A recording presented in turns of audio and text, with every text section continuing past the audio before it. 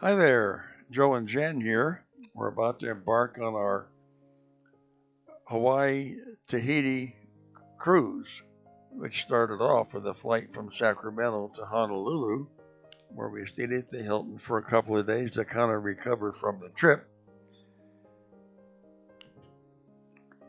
The location of the Hilton was in a little village, and it was very pretty, lots of foliage. And we had a hard time finding a restaurant open because they were doing uh, updates on some of the places. But we did finally find a really nice one.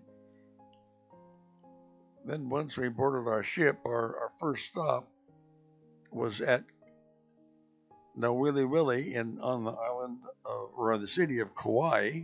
We've been, to Hawaii several times in the past and have been there. So, where the ship docked was really close to the Marriott. So, the next couple pictures are of the Marriott.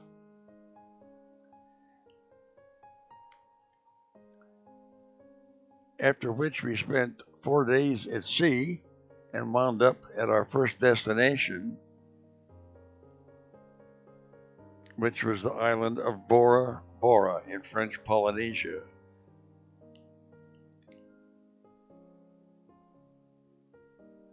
These are scenes that I took from the cruise ship, which had to dock in the harbor. We had to we had to take a tender in because the water was too shallow for them to go all the way. And the thing that we would comment about Bora Bora, it's a beautiful area, and the greenery is just as lush as can be. And we did wind up taking an island tour, and we covered a good portion of that big mountain that you see in the background there. But tendering is a very common thing when you went into areas where the ports aren't deep enough to accommodate the cruise ships. And it's a very simple process, and they handle that beautifully. So we did a tour of the island. We actually went all the way around the island, and then they stopped at different points for us to take pictures. And as I recall, the whole thing was only like 27 miles around the island. But once we boarded the tender, we wound up, in the harbor area where they have, a docking facility.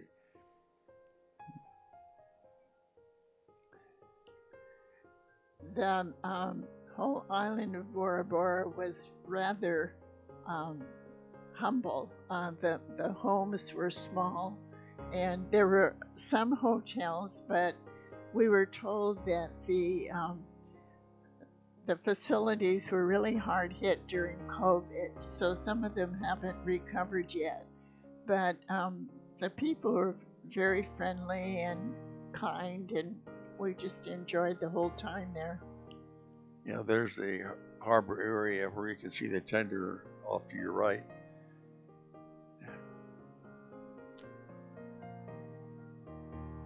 I think they had about four tenders going, so it's flowing continuously. You don't have to wait very long before getting on one to go back to the ship or go to shore. Oh, And that's our ship. it's called the Norwegian Sun. Here's one of the stops that we made to kind of give you a panoramic view of the overall area around Bora Bora.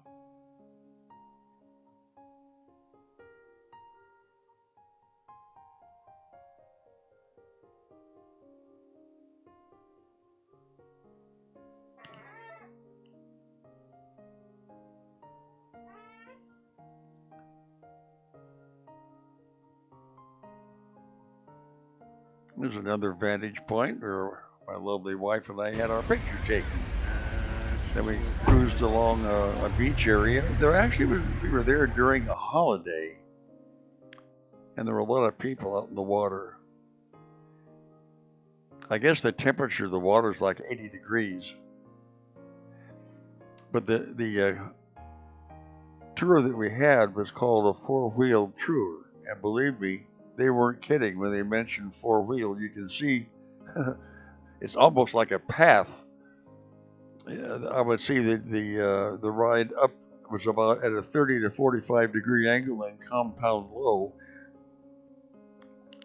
We traveled in trucks with a long bed. In the bed of the truck would be two benches.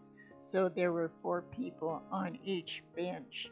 And I was glad I had the seat closest at the top of the bench, closest to the cab, where I could hold on to a good rod because it was really rough riding. It was four-wheel drive. And they would go for a while on the main road, and then they would take an exit that would be like a ruddy, wide path, and very, very angled. Yeah. We learned that you'll see here in a second, one of the trucks Back there. hit a spot where a wheel was actually off the ground, and they had to let the passengers off so they could right the truck, which they did, of course. We heard that about 3 weeks ago, I guess one of the trucks tipped over and there were people injured. They had to go to the hospital. So it was really kind of an adventurous ride. But we really, as a result, were able to get some magnificent views of the area. It's a very, very pretty area. And what you're looking at here is the only airport going into Bora Bora. It was constructed by the U.S. Seabees during the Second World War as a stop-off point for refueling and kind of a marshalling area in the proximity of the Philippine Islands and also Japan. And they, to this day, use that as their primary airport.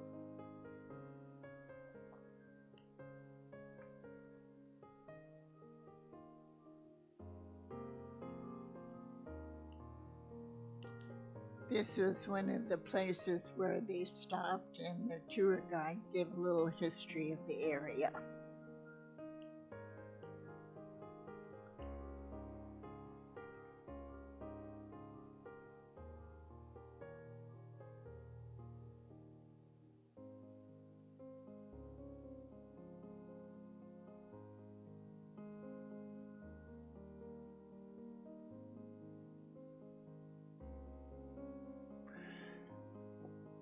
This is an example of the typical way that people have their own improvised docks for taking their boats out of the water. In a little bit, we'll see some what they call water bungalows, where they're right over the water and they have glass bottoms so that you can see the ocean and look at the fish and the sharks that come around. But very costly. It's like $1,300 a night. A little bit more than Motel 6. This was a private residence on the island. Very, very pretty area.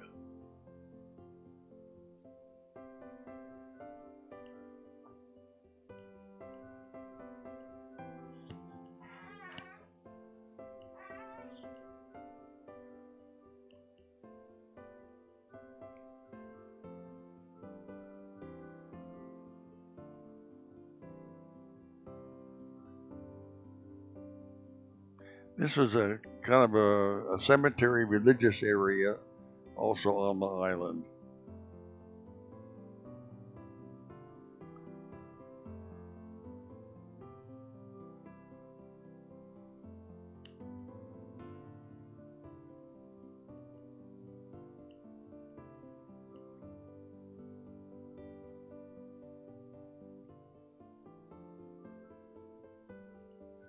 The next day we took a glass bottom boat tour, and you can see from this is really a very shallow bay, and that for that reason, of course, the boat had to park itself out quite a ways. But the coral, Jen had some thoughts on the coral.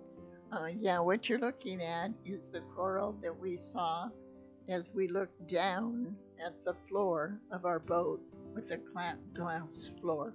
It was really kind of pale. I was hoping we'd see some pretty coral, but that was not the case. It was just kind of camouflage greenish color.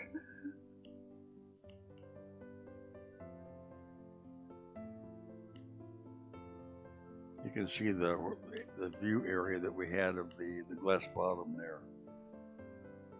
There are some, they call those reef sharks.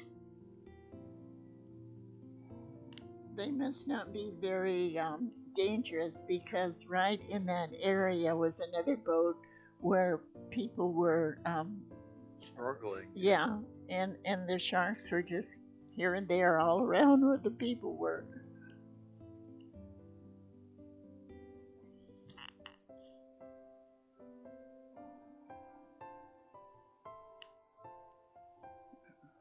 I think that's a skate. You'll see it there momentarily. There we go.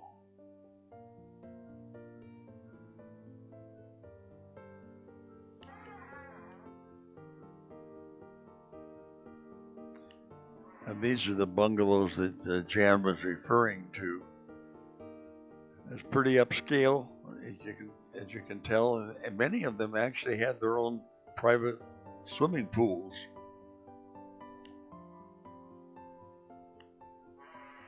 So I guess there's enough rich people in the world that they want to pay $1,300 a night for their little water bungalow.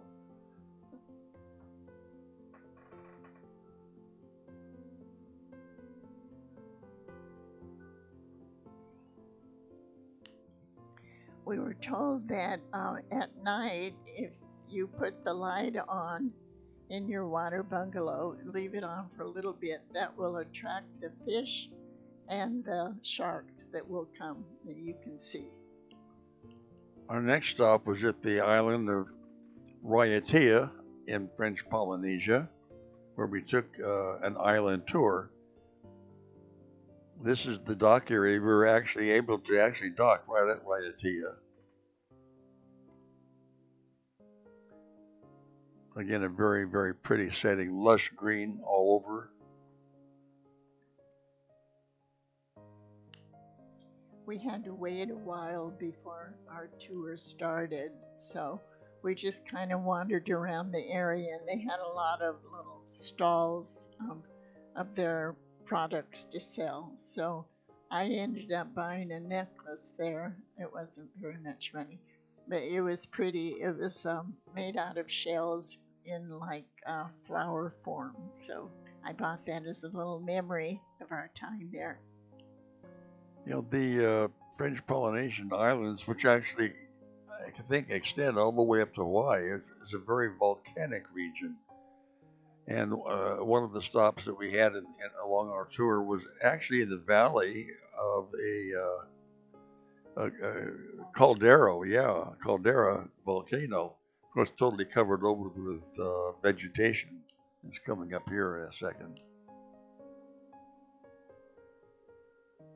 The language there, most people speak English, but then there's the native dialect, and then there's also Tahitian.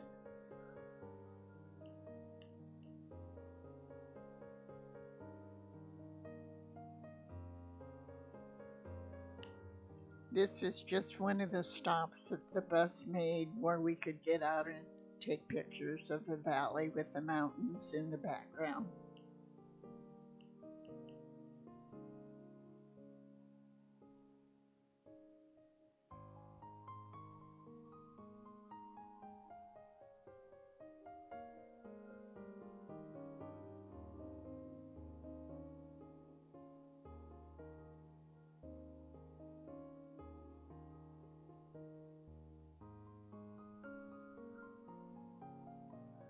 A lot of history is wrapped up in the French Polynesian islands.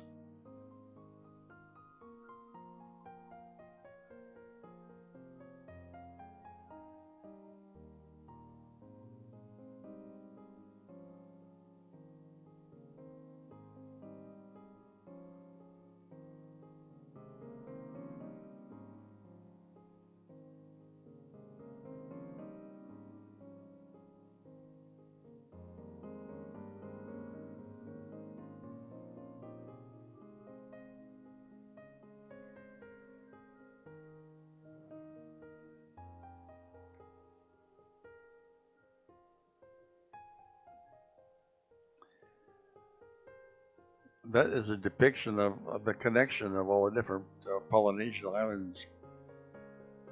It looks like the tentacles of an octopus, the way they're all connected. And the ironic thing is that the Polynesian people in their dugout canoes, they would travel huge distances, and they went all the way to Hawaii, which is in our cruise ship took 4 days. You can imagine how long it took them in the canoe, and they had to take provisions enough to enable them to withstand the length of the trip, which was a couple of weeks, I would say at least.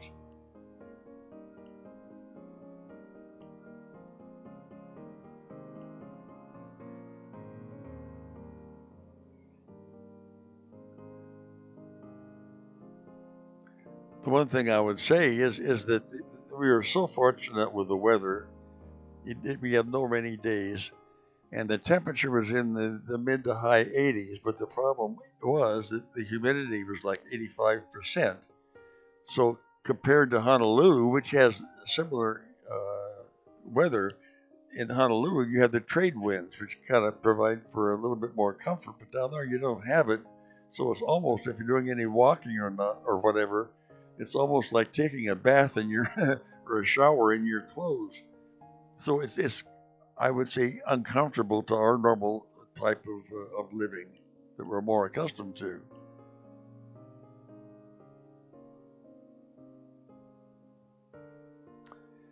And I asked our tour guide, well, what was the meaning of all these rocks? And she said, well, this was kind of a central meeting place for the people in their community. And in the background, there's statues you might see there that kind of provide somewhat of a religious setting, you might say, for that area.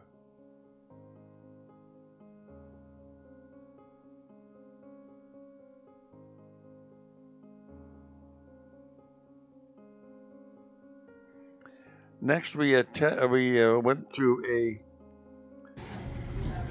And this one's there pearl just for the factory. presentation. Here's a so guy you can see describing it how inside. pearls Okay? are made. And inside there are two things very important that we will use. The first thing is the black you see around. This is the black lips of the oyster, very important for the color we will have to the pearls. Okay? So this is like the DNA of the animal. So it's very important for the color. And the second thing is the pouch. Here we will make all the pearls. This is where the magic is, okay? But before we do anything to it, we have first to look for the perfect oyster, like this one. You know, I say that every oyster has a different color, and it's located in their DNA. The color is their DNA, I would say, okay? And to look for that, we have to look for that first, okay? And to do that, very simple. It's like opening 1,000 oysters, okay? And we just take this to open it gently so we don't kill the animal, like this. And it stays open like this during all the process, okay? And to look inside, we take it to the dentist, okay? And we just take a look around the edges for the color. It's very simple. But the color we're looking for, this one, this is a 1 in 25 oysters. So I can repeat the same thing until I find the perfect one, okay? And once I have this kind of oyster with the perfect color, we have to sacrifice it so we can use the lips that are inside of it, okay? It's like we will take the DNA of the good oyster to transplant it to all the oysters we will have so they can make a good color. Everybody follows me? Yeah? Okay. So once we have the lip, we extract it to make the implants. And these implants, we will transplant this. We will graft this to all other oysters. And with one oyster kill, we have 20 implants. So 20 oysters, okay? 20 pearls, sorry. So this is very important for the color. And the second thing we will use is for the shape. So we will use the nucleus, okay? It's not plastic, it's very solid, and it's all made from this material here, okay? The Japanese take the shell and they manufacture the little nucleus, and we just buy the nucleus from Japan. Okay. And once we have those two things, size, color, and shape, we have everything we need to make the pearls. All right. So on the pouch, we will have to make a small incision on the pouch, put everything inside the pouch, and they have to be in contact so the magic works. And after that, it takes 15 seconds, very quick. We close the oyster and we can put them back in the sea, but not like this. We have to protect the oysters. So we use the cages like this. Okay? So we can tie 20 oysters in this cage, and we hang this 28 feet deep and in the sea for 18 months. Okay? 18 months wait for one pearl in one oyster. It's very long. So after the wait, it's harvest time. Perfect time of the year, big smile on everyone. And it happens 2 or 3 times a year, okay? And during the harvest, we look for the pearl's quality. If the pearl's quality is good, not like this one, you can see it's a rough shape. This is an irregular pearl, okay? It has been rejected, and it happens here 20% of the time. This is because the oyster was too damaged or too stressed, and it said, I don't want to work with you. Everything you've given me, like this, I throw it away, okay? I don't want it. But inside the pouch, we will find this, the irregular pearls, okay? So if an oyster makes a good pearl, it can make a second. So that's why we keep them alive. And the second time, we can use bigger nucleus to make bigger pearls, to make bigger money, yeah, and bigger smiles. I guess the main takeaway from this is that the duration of time that it takes to create the pearl once they insert the seed and they put them in the ocean is 14 months. The other thing is it doesn't matter if you leave it in longer than 14 months. It doesn't create a larger pearl. But 14 months is your typical creation period. Here is again our boat. And here's where Jan purchased her necklace from this gal. Yeah, we had a little wait, so I wandered through all the booths and found that little necklace as a memory for our trip.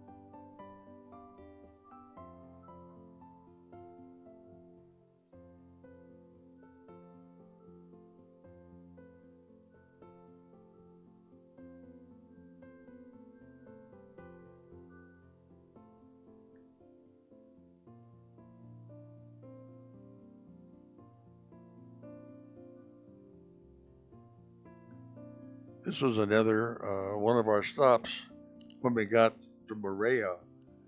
It's interesting. We pronounce it Moorea, but the people there pronounce it Moorea. It was kind of an interesting little shop that they had along the way as we took our island tour. There's a dugout, kind of you can tell, a rustic one. I mean, they would go in the ocean with those things. Yeah, our bus driver was also the tour guide. He would kind of do a little commentary as we drove along. And one of the stops we made was where his son and grandson were along the beach. So he stopped and we took pictures of that area. And I said to him, you don't look old enough to be a grandpa. And he said, well, I'm 52. But he had a pretty good voice where we could understand, so that was nice. Some of them have such accents, it's a little difficult, but he did good. And here's another section of those water bungalows that we talked about earlier.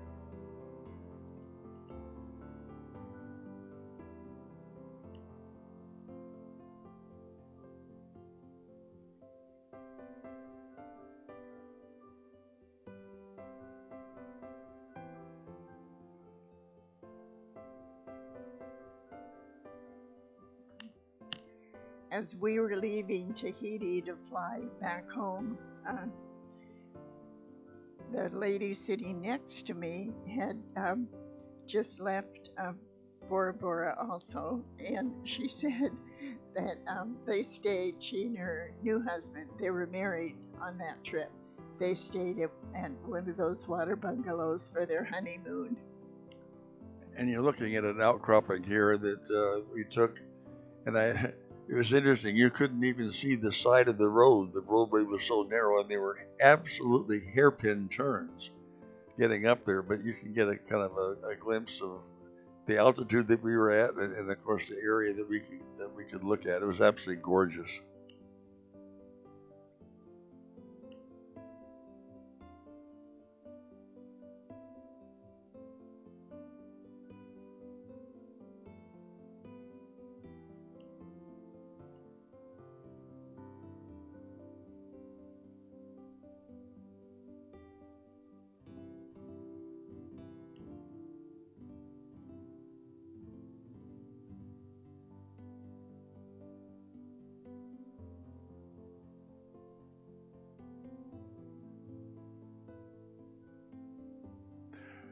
You could tell the distinction between the Protestant and the Catholic churches by the color of their rooftops. A rather interesting comment. And this is where we stayed at the Manava Suite Resort, just outside of Papeete.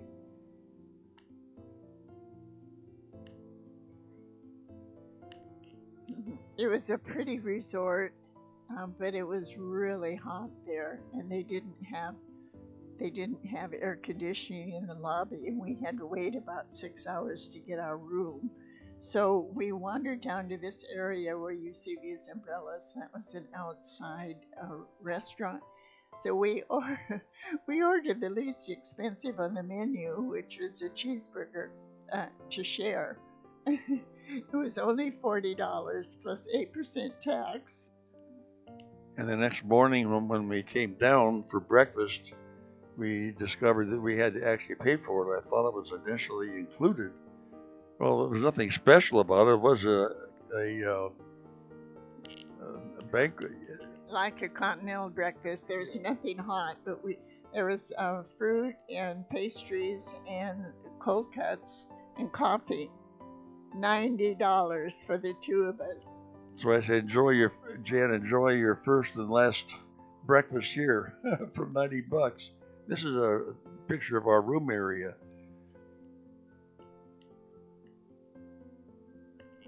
And since Joe had planned this trip as a surprise for me last Christmas, I didn't want to say anything to hurt his feelings, but after we got back to our room, he said, Jan, do you realize it's going to cost over $500 just to eat here? And what do you think about leaving early? I said, I think that's a good plan.